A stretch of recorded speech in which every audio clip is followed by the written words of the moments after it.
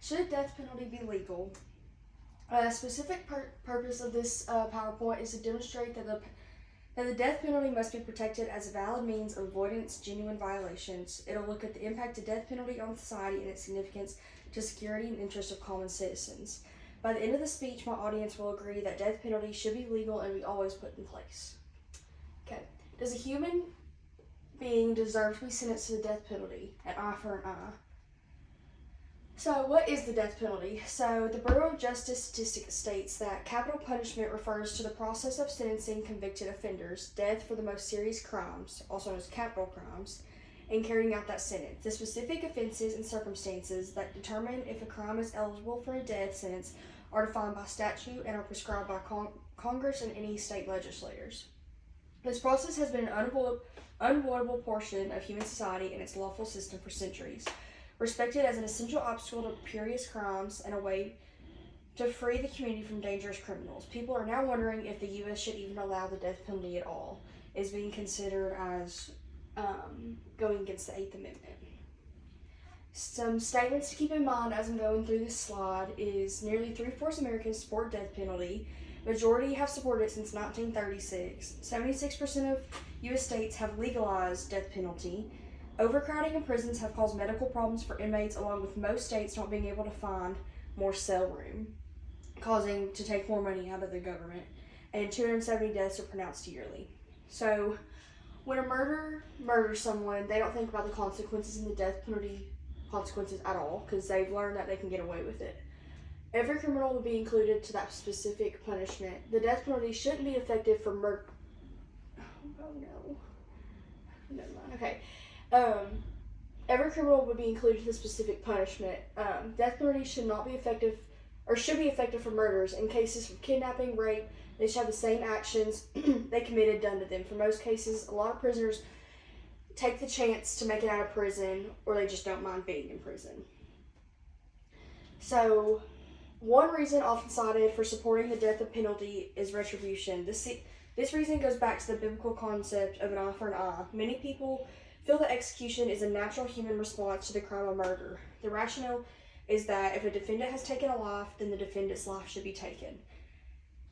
Our justice system shows more sympathy for criminals than victims. It's time we put emphasis of our criminal system back on protecting the victim rather than the accused. A person who's on death row has always committed crimes before this, a long line of victims for current and past victims.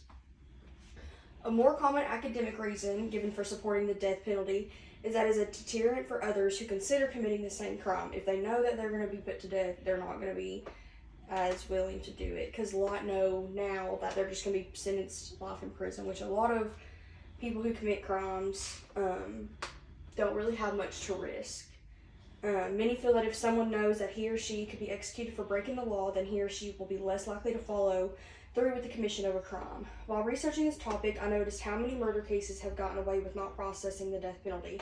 Looking at the DPIC, also known as the Death Penalty Information Center, they stated the federal death penalty applies in all 50 states and U.S. territories but is used relatively rarely. The DP cases rates are decreasing each year. They're wanting to slowly take away the death penalty because it's looked at as cruel. So, incapitation is another justification for supporting the death penalty. One way to be certain that a criminal will not reoffend is to take away the possibility of reoffending. Some people feel that prison still affords a person the ability to commit a crime and is the only true way to incapacitate the offender, to ensure that he or she cannot commit another crime. He or she is executed. The penalty gives closure to the victims' families who have suffered so much. Some family members of crime may take years to recover from the shock of loved ones or never recover. Life in prison just means the criminals is still around to haunt the victim. A death sentence brings finality to a horrible chapter of the lives in these families. Prisoner parole and escapes can give criminals another chance to kill. One reason to keep the death penalty is to prevent the crime from happening again. Parole system nowadays is a joke. Even if a criminal is sentenced to life in prison without parole, he or she still has a chance to top kill while in prison, or even worse, escape and go on a crime and murder spree. One big example of this would be Ted Bundy. As stated on the History Channel, when he was finally caught, Bundy was put in a jail cell only to escape again on December 30th, 1977. While awaiting trial, within 2 weeks, he had settled near Florida State University and began raping and killing more young women. This time, he didn't bother trying to charm victims into his car. When researching this, I found out that he did end up killing 3 to 4 more victims. So 3 to 4 more innocent lives that he took. But there's so many cases that this situation has happened to that could have been avoided. A big question many people ask is what is your sentence to death to an innocent person?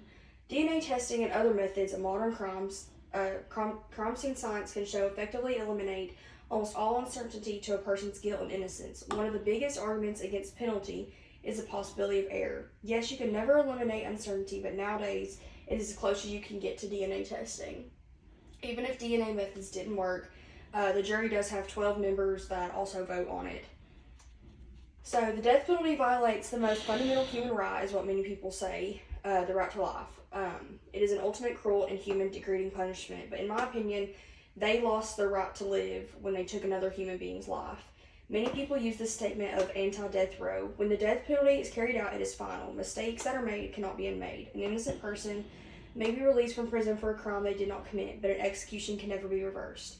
Yes, that may be correct in some cases, but like I said before, they're working to make sure that innocent lives aren't put into prison. But an innocent person may be released from prison for a crime they did not commit. That could be very true, but we don't use the death penalty unless